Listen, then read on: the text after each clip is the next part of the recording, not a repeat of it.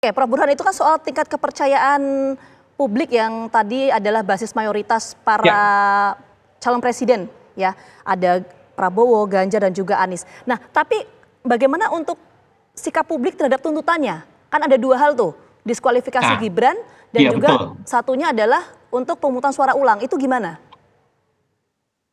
Ya, jadi kita juga punya pertanyaan terkait dengan petitum yang diajukan oleh paslon 01 atau 03. Ya.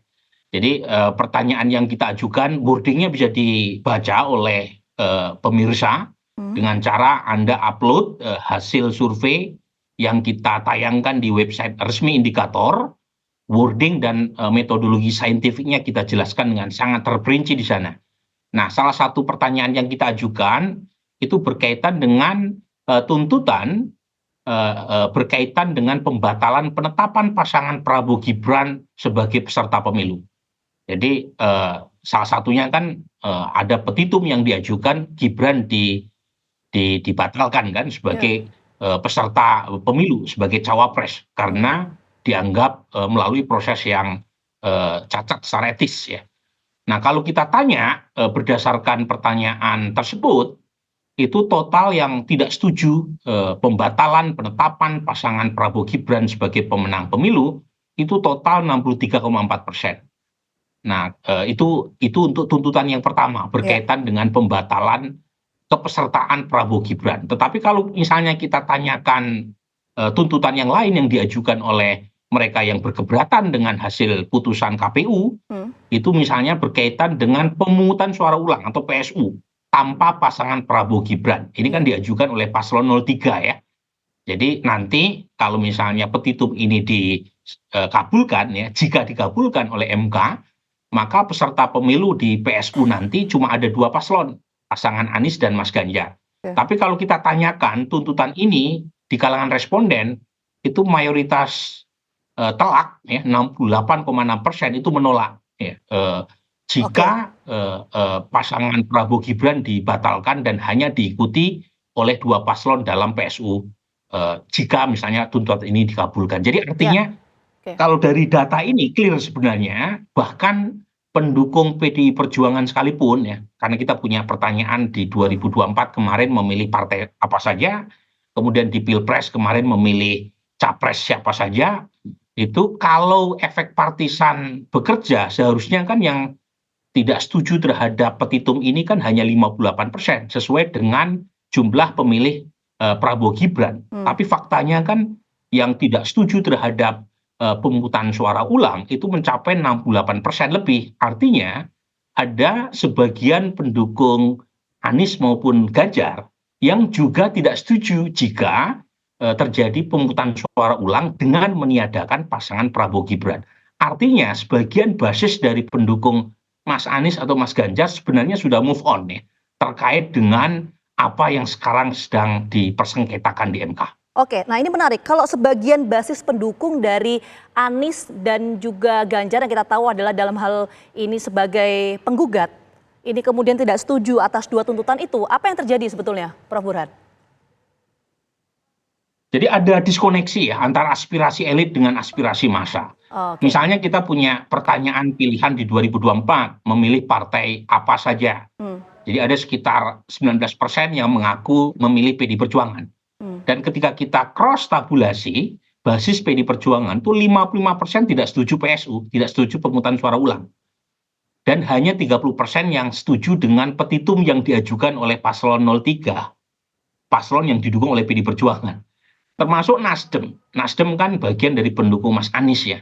Tapi 60% tidak setuju dengan petitum yang diajukan oleh Mas Anies sendiri. Oke. Yang relatif konsisten antara tuntutan paslon yang didukung oleh partai mereka dengan basis masanya itu pemilih PKS.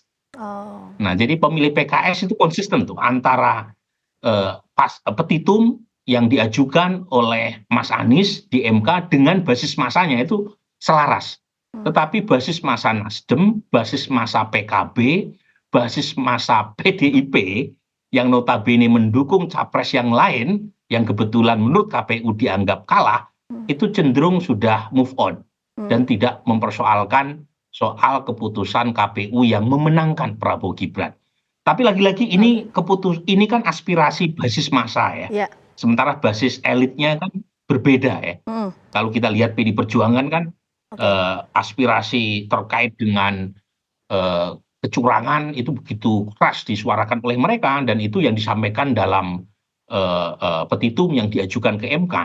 Nah, ini nanti menarik nih buat saya. Satu sisi menunjukkan ada diskoneksi antara elit dengan basis massa, tetapi di sisi lain juga menunjukkan sekali lagi betapa masyarakat kadang-kala jauh lebih dewasa ketimbang elitnya. Oke, nah ini menarik soal diskoneksi antara basis massa dengan sikap para elitnya, Prof. Burhan.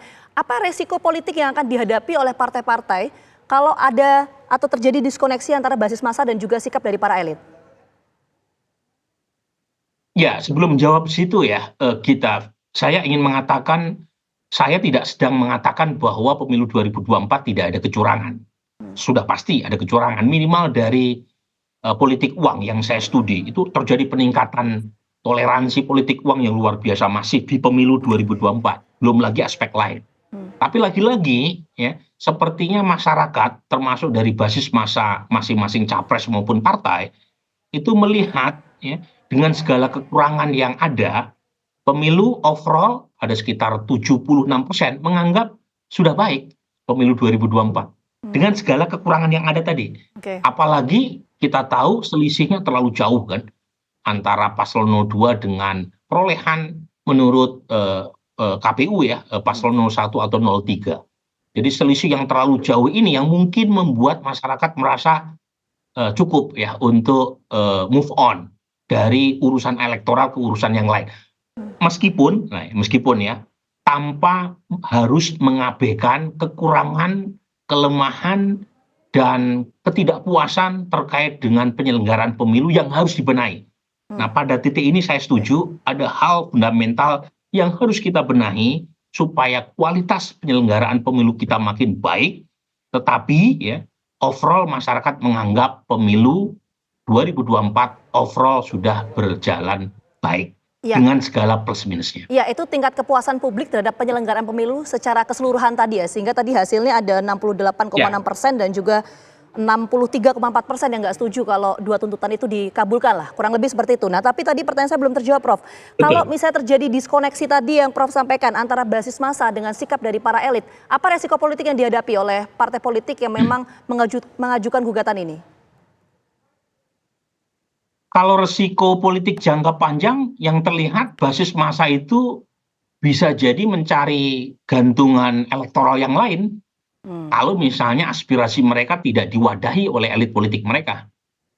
Misalnya dalam konteks pemilu presiden 2024, mereka kalangan split ticket voting itu kan kemudian tidak mengikuti keputusan elit mereka untuk mendukung capres tertentu. Mereka justru memilih sesuai dengan preferensi personal mereka. Nah, dalam konteks sekarang, kalau misalnya terjadi gap yang makin lebar antara aspirasi elit dengan basis massanya, basis massa itu mengalami disilusi dan kemudian mencoba mencari pelarian dengan beralih afiliasi politiknya ke partai lain.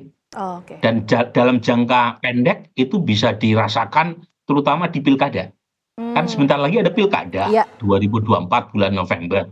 Kalau misalnya basis massa partai-partai tadi yang merasa aspirasinya terkait dengan isu ini tidak diakomodasi oleh elit partai mereka masing-masing dan elit partai mereka masih sibuk dengan urusan kepentingan politik masing-masing elit, ya mereka bisa melakukan tanda kutip semacam pemberontakan dengan memilih calon kepala daerah yang tidak diusung oleh partai mereka sendiri. Dan itu akan menjadi kerugian kedua yang dialami oleh partai-partai yang tidak mendengar aspirasi basis konstituennya. Akan mempengaruhi soliditas di internal partai, kurang lebih seperti itu. Sekali lagi terima kasih banyak Prof Burhan atas waktunya sudah bergabung sama kami di Gardu Petang. Sehat selalu. Terima kasih, selamat Hari Kartini buat Selamat Hari Kartini, terima kasih Prof Burhan.